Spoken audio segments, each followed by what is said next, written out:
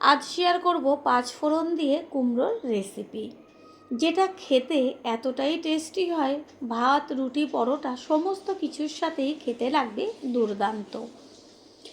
নমস্কার বন্ধুরা, শ্বশুর বৌমা রান্নাঘর অ্যান্ড ব্লগ চ্যানেলে সকলকে স্বাগত। তাহলে কি করে তৈরি করব সেটাই দেখে নেওয়া যাক।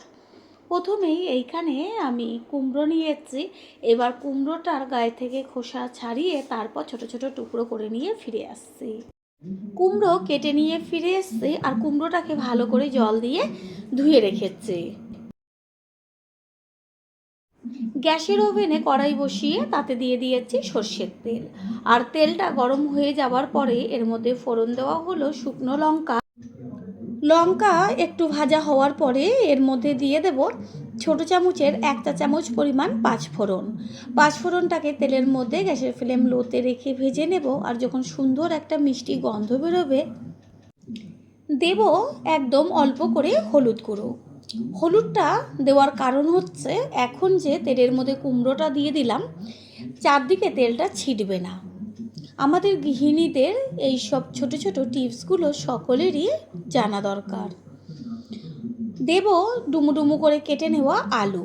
কুমড়োর থেকে আলুটা একটু ছোট করে কেটেছি, কারণ কুমড়ো সিদ্ধ হতে বেশি সময় লাগে না আর আলুটা একটু সময় লাগে। এর মধ্যে দিয়ে দিচ্ছি পরিমাণ মতন লবণ। লবণটাকে মিশিয়ে নেব। কুমড়ো আর আলু ভালোভাবে ভেজে নেব, আর এই রেসিপিতে কোনো রকম জলের ব্যবহার করব না।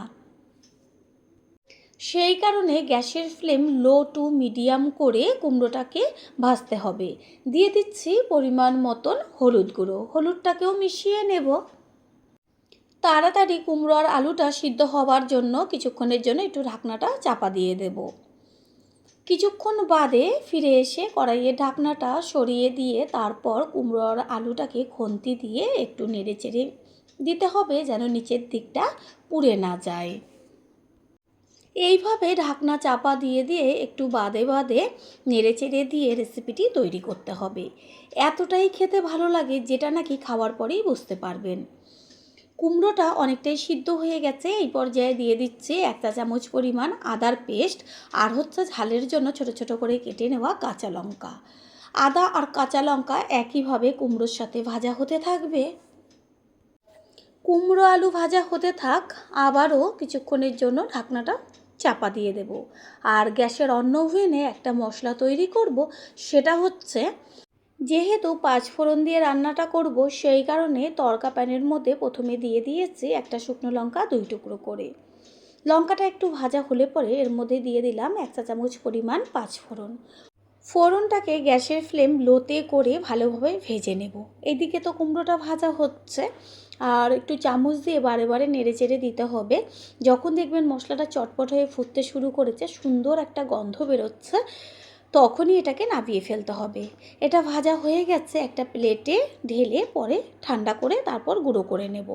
অনেক রকমভাবেই তো কুমড়ো খেয়েছেন, একবারের জন্য হলেও এইভাবে ট্রাই করবেন। কড়াই থেকে ঢাকনাটা সরিয়ে দিয়েছি, আর কুমড়ো সম্পূর্ণভাবে এটা সিদ্ধ হয়ে গেছে। আলুও সিদ্ধ হয়ে গেছে, যেহেতু কুমড়োর থেকে আলুটা একটু ছোট করে কেটে দিয়েছি, সেই কারণে একই সাথেই খুব সুন্দরভাবে সিদ্ধ হয়েছে।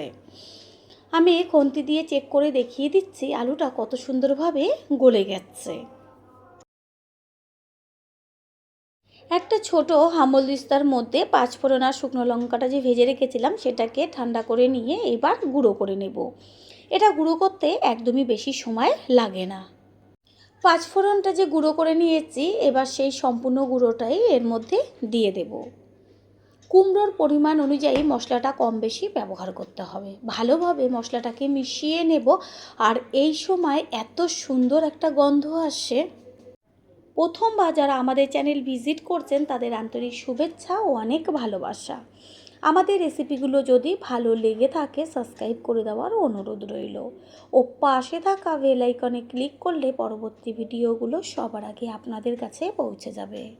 গুঁড়োটা দেওয়ার পরে 3 থেকে 4 মিনিট মতন রান্না করে নিলেই রেসিপি তৈরি হয়ে যাবে। যেহেতু কুমড়ো মিষ্টি, সেই কারণে আর কোনো রকম চিনি দেওয়ার প্রয়োজন নেই। গ্যাস অফ করে দিয়েছি, এবার একটা পাত্রে তুলে নেব। তৈরি হয়ে গেল আজকের রেসিপি। আশা করি রেসিপিটি ভালো লাগলো। আর যদি ভালো লেগে থাকে একটা লাইক, কমেন্ট, পারলে একটা শেয়ার করে অবশ্যই জানাবেন। আপনাদের দেওয়া একটা লাইক ও লাইকের পাশে থাকা হাইপ আর একটা শেয়ার আমাদের কাছে অনেক অনেক গুরুত্বপূর্ণ। All friend, thanks for watching my video. আপনারা সকলে ভালো থাকবেন, সুস্থ থাকবেন। আবারও দেখা হবে অন্য কোনো রেসিপির এপিসোডে।